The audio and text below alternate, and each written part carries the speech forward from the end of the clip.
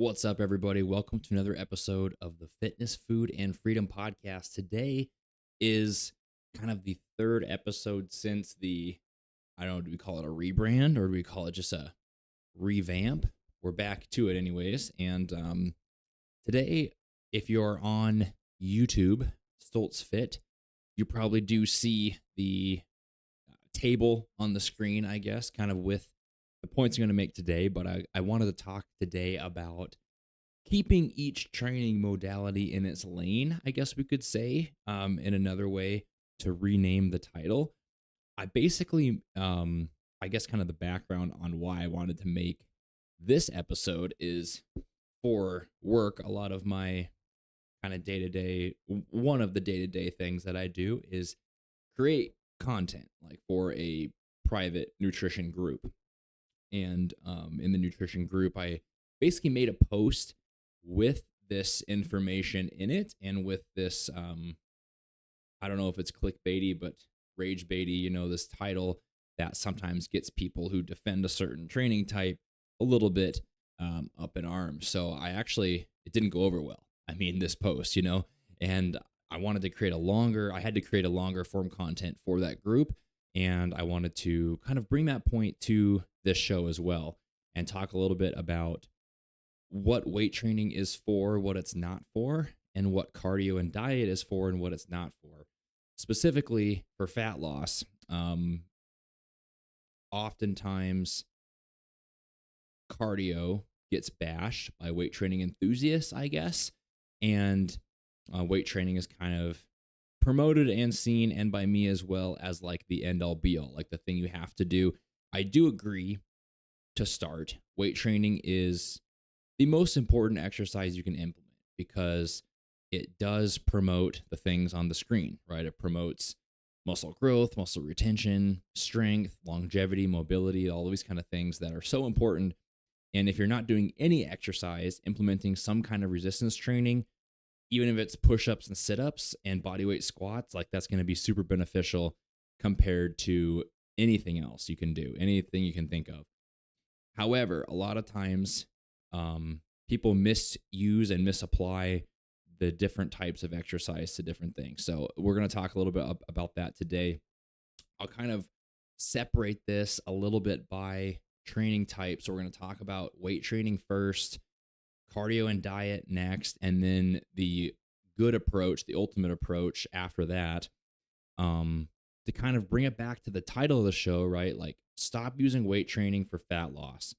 It doesn't mean don't do weight training if you are dieting for fat loss. And that's kind of where the post that I made got misinterpreted. And that could be my fault for how I worded it. What it means is keep the training type in its lane. Make sure you're aware of what the focus is for the type of training that you're doing. Don't misapply the type of training for something else because that's your overarching goal. Similarly to how you wouldn't do cardio, you wouldn't go for a run to build muscle, I really want to promote getting people to stop lifting weights to burn calories or for fat loss. Again, weight training is very beneficial, and I mean any resistance training, bands, body weight, anything. You could lift a sandbag or whatever. I mean, anything that has weight and you're, getting close to muscular failure, task failure for that thing, that's beneficial. So I want people to do it and all year, right? Like, you're not only weight training for muscle building periods, you're weight training all the time, but you need to know what it's for, which is why I wanted to separate this into two sections. And if you're watching on YouTube, you probably already read the table. If you're listening on Apple or Spotify or other platforms, we're going to go through them one by one. So we're going to start with weight training. What is weight training for? What is the purpose? What are we getting out of it?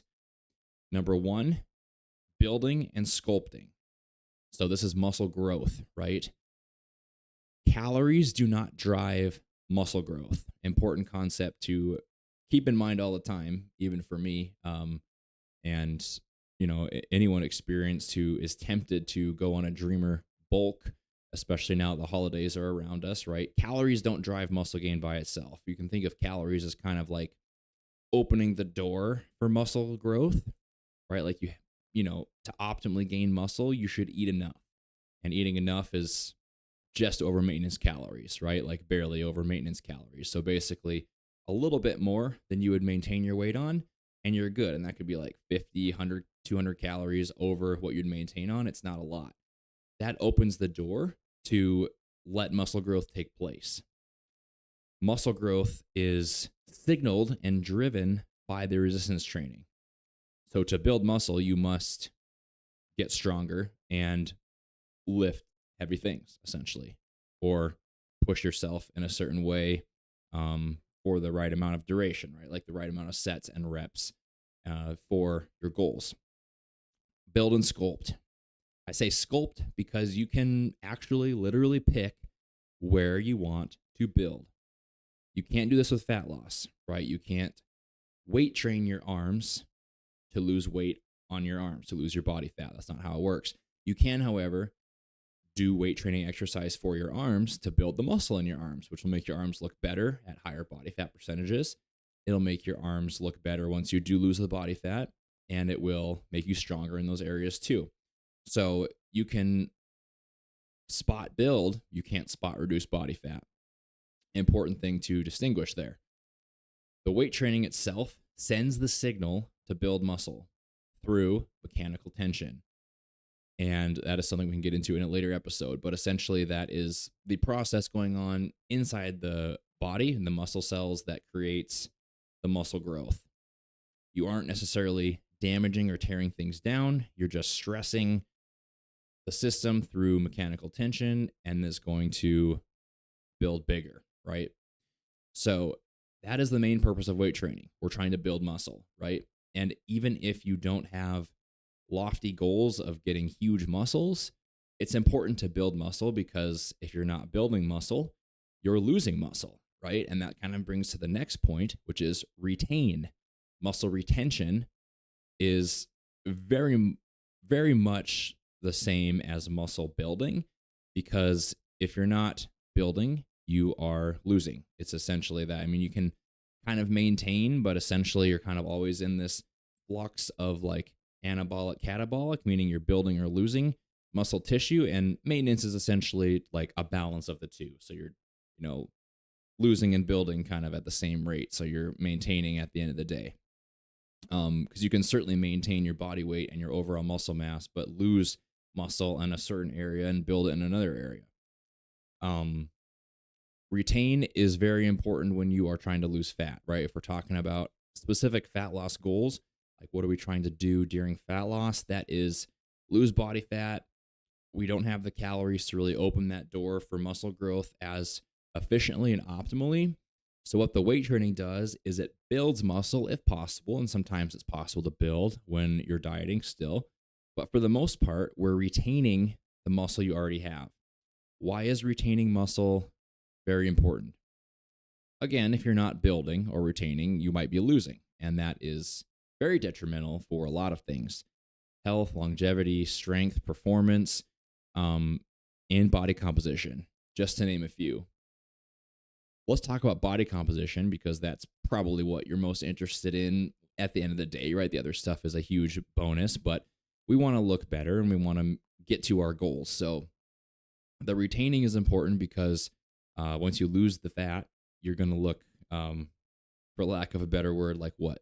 Stringy, skinny fat. Like you're not going to look great if you don't retain the lean mass you have. You could lose 50 pounds, and if you lose half of that being muscle, you're probably going to look almost worse than you did at the higher weight. You will be healthier because you lost the weight and the body fat, but that's going to be very important to retain that muscle mass. Dieting wise, weight training and retaining your muscle mass is super, super important, because your metabolism is related to your muscle mass as well, meaning more muscle you have, the more calories you'll burn at rest. This isn't a huge amount, but I have personally, anecdotally noticed a quite large, honestly, increase in where I can diet on and maintain on for calories by putting in the time to build a lot of muscle. So more muscle means a higher maintenance calorie, essentially. And if you tend to have struggles in a diet where um, get really hungry, the calories seem too low, you're kind of in that hole, like I talked about last week. Um, Keeping your muscle mass and making sure you're not losing that is going to help keep you out of that, because it's going to help your metabolic rate be a bit higher, which is very important. So at the end of the day, you're going to look better with your muscle. You're going to prevent muscle loss, which is going to help your metabolism, your overall look, and kind of how you're coming out of that diet. So building and retaining is the goal of weight training.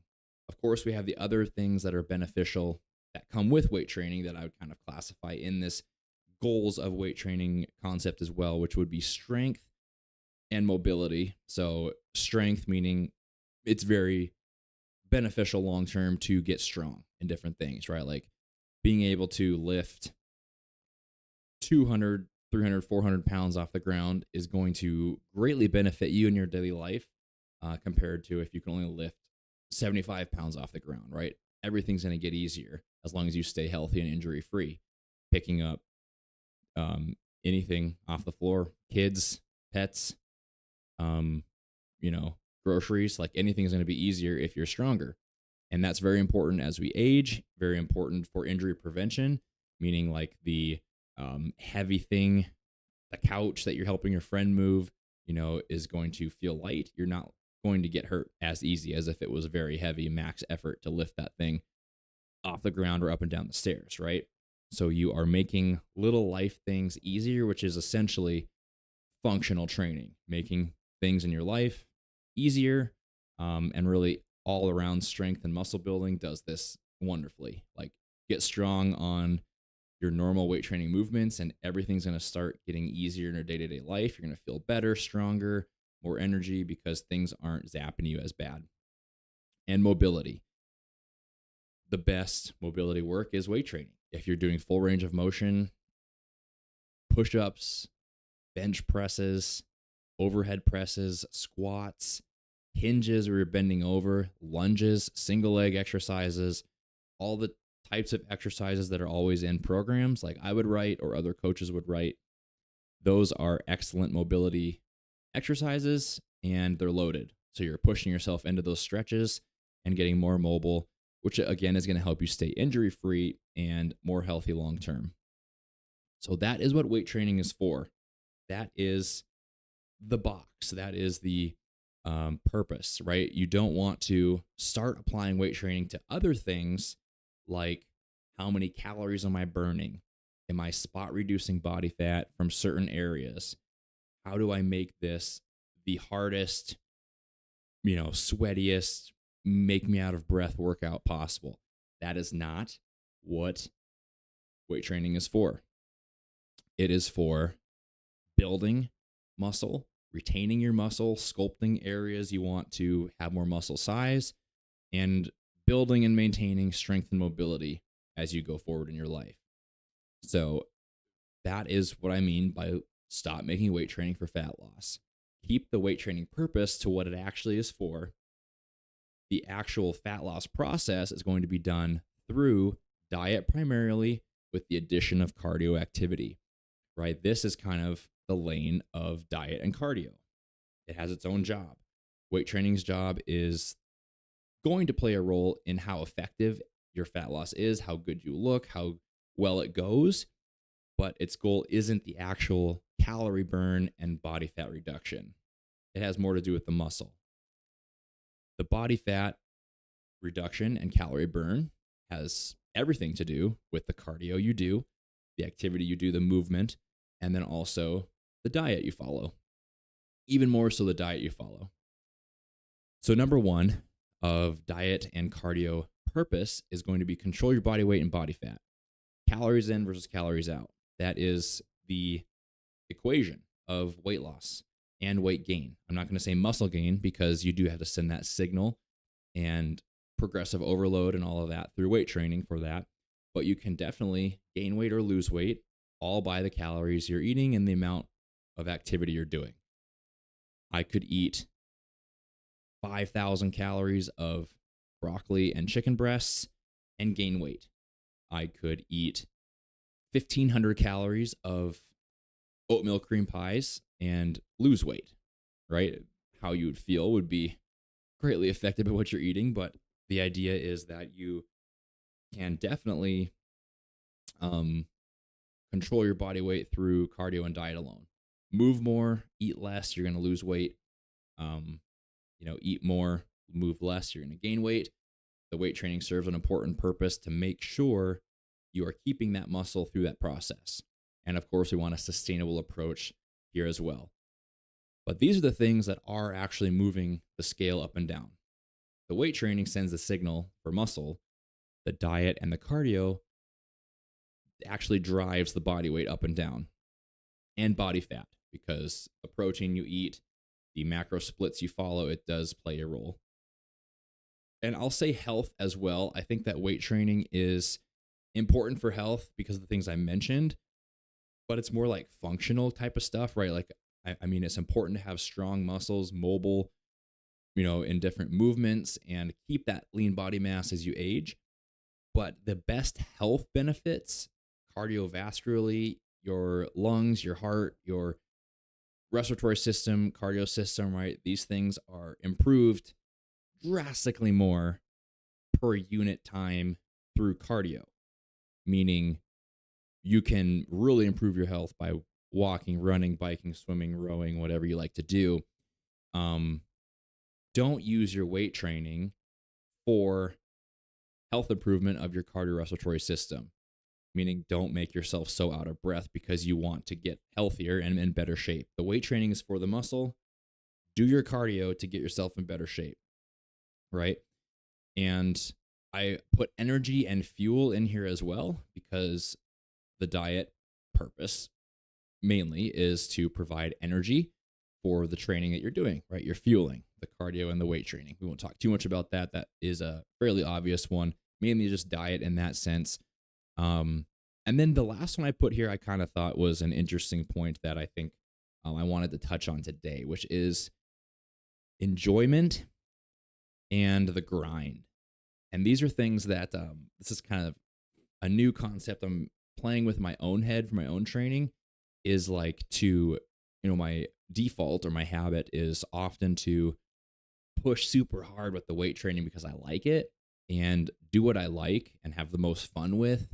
And, if I feel like pushing hard, I'll push super hard. And then a lot of times get super sore, set myself back.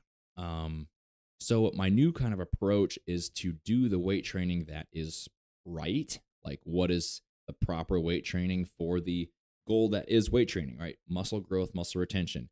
Do what is actually optimal there, even if it's not what you enjoy the most and it doesn't give you that like hard workout laying on the floor sweating feeling.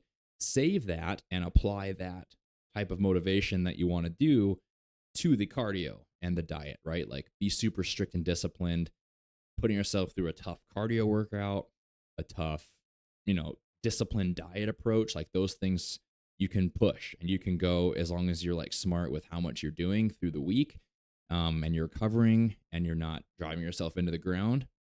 Apply that type of like, go hard or go home, no pain, no gain mentality to the cardio. Get yourself out of breath, adapt, and get in better health and better fitness shape overall. And then save the weight training. Make sure that is optimized for the actual goals of building and retaining muscle, which means good rest periods, not too much volume, like doing the proper training you need to do to get the response you need. So that's kind of the difference between the two. Generally, you can kind of see where my head is at, hopefully, at this point. We're like, let's keep the goal, right? Let's keep the goal for weight training related to the muscle and the movement and the strength. Let's keep the goal for the cardio, the calorie burn, the body weight control up or down, and the general movement benefits you get. So that's basically what I mean through stop making your weight training your method for fat loss. Like, stop misapplying the activity for what it's best for. Stop trying to burn a bunch of calories in your weight training primarily. Stop trying to do things in your cardio that are to build muscle, right? Like, don't try to combine the two is the best, right? I mean, like, don't get your cardio workout by moving a bunch of barbells around really fast and getting really tired. It's just going to kind of like set you back. I definitely prefer the general strength and conditioning approach. And that's what I wanted to kind of close with, is what is the best approach. If I'm telling you what not to do, what do you do? And that is to take your basic two sides of the thing, strength conditioning, and separate them completely as much as possible. Strength, that's the weight training. Conditioning, that's the cardio. And they're different and they're separate if possible. Instead of, if you have to, you could do the conditioning after your strength training. I prefer, if possible, I'd really prefer strongly to separate them, at least AM weight training, PM cardio, or vice versa. Or even better would be one day weight training, next day cardio, next day weight training, next day cardio. Separate things like that, so you can keep the goal on each day. Fuel properly for that training, and don't misapply what weight training is good for and what cardio is good for. So that's basically the concept I want to talk about today. I'm 20, 30 minutes into this, so we'll kind of stop there and recap a little bit. I guess programming wise, we need to see at least 2 or 3 days per week of good weight training, and that is the highest priority type of training you can do, right? Don't get it twisted. I'm not saying weight training is bad to keep in your fat loss phases or your diets. It's most important because that lean body mass is so important. So that's number one. Include the weight training. Diet needs to be in check the whole time, obviously. Weight training, then low intensity activity is next on my tier list. So steps per day, get to like a threshold of like 8 to 10,000 before you even think about adding more intense cardio. So hit that step goal consistently. The weight training and steps will take you a lot of the way if you don't even want to add anything else. But if you want to, you can add 2 to 3 sessions of cardio on top of that too. And now you have a good training program. Then it's just applying the proper concepts like exercise selection for you, reps, sets, programming, and that kind of thing, which is something, if you want, I can help you with. Just reach out, jordanstoltzfitness@gmail.com, and I can help you out with any kind of like programming and coaching type endeavors. But main point today, keep the goal, and don't misapply the weight training, especially because I see that a lot. Circuit training, classes using barbells, like, strength train, get stronger, build muscle, retain muscle, and let the cardio and diet drive the fat loss is the point I want to talk about today. That's it for today, everybody. Thank you for watching. If you're on Stoltz Fit on YouTube, if you're not, be sure to go subscribe there so you don't miss any good content coming up on the YouTube channel. Thank you for listening. If you're on Apple, Spotify, or other podcast platforms, greatly appreciate all of you rejoining the podcast as I get it kicked off again here in late 2025. Back to work for me, and hopefully you guys enjoyed this episode. Reach out if you have any questions, and I'll see you guys on Thursday.